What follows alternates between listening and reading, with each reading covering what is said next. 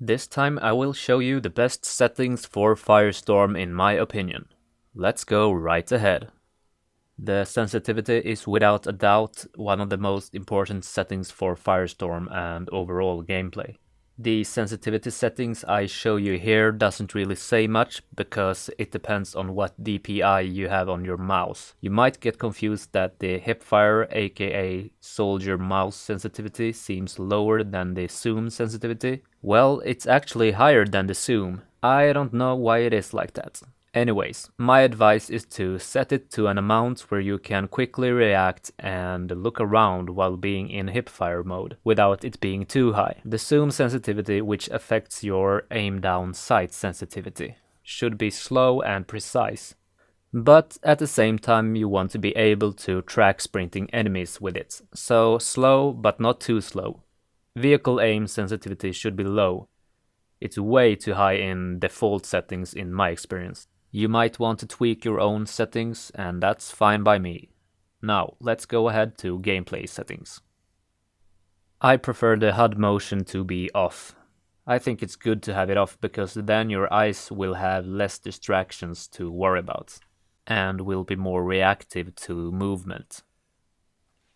Killlog filter should be on. Set the filter to all and show weapon icon. This is good to get an extra hint if your friends have been downed, or if your enemy is in a fight with another enemy.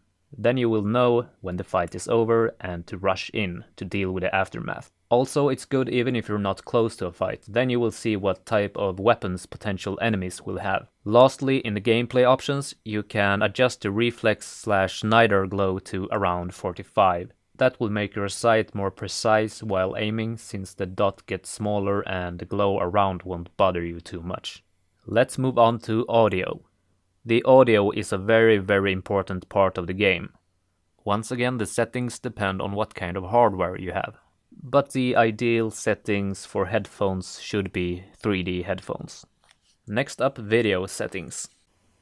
Brightness should be pretty high so you can see more of the shadows, but not too bright so the highlights are overexposed. This is also a question of hardware and what type of screen you're using. I have turned the brightness all the way up because my screen is slightly darker than the usual type of screen. Field of view, or FOV, should be quite high. I have around 90. This makes the image zoom out so you can see more of the surroundings. It's very important in both close to long range combat and will result in getting more kills and be able to spot enemies in time. Motion blur gives the gameplay a more cinematic look, but it can mess up your chances to spot enemies and therefore should be turned off. Chromatic aberrations should be turned off. Film grain off. Next up is vignette. Vignette is darkening the corners of the screen to give it a more cinematic look.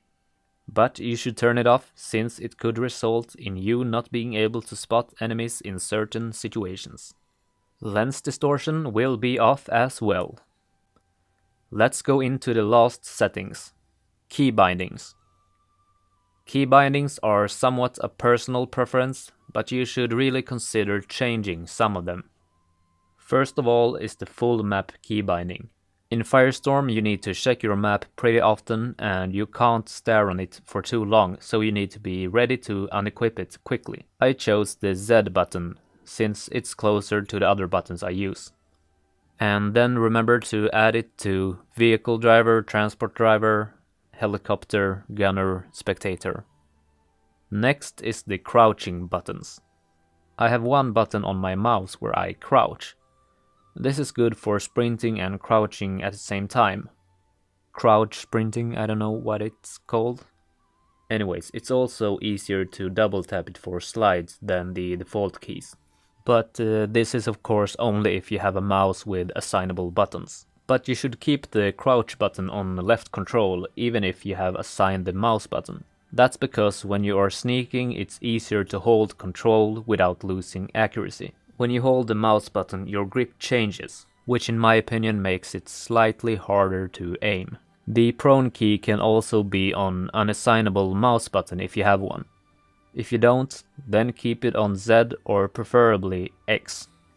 On transport driver settings, you can change the brake/reverse button to space. Personally, I think it's easier to drift with this setting. Then we have the helicopter settings. The helicopter is a bit difficult to control, but what makes it a bit easier is to assign the throttle up button to left shift and throttle down to left control. If you want me to write down the settings, then you can give me a comment in the comments section below. Well, don't forget to like and subscribe, and have a good life.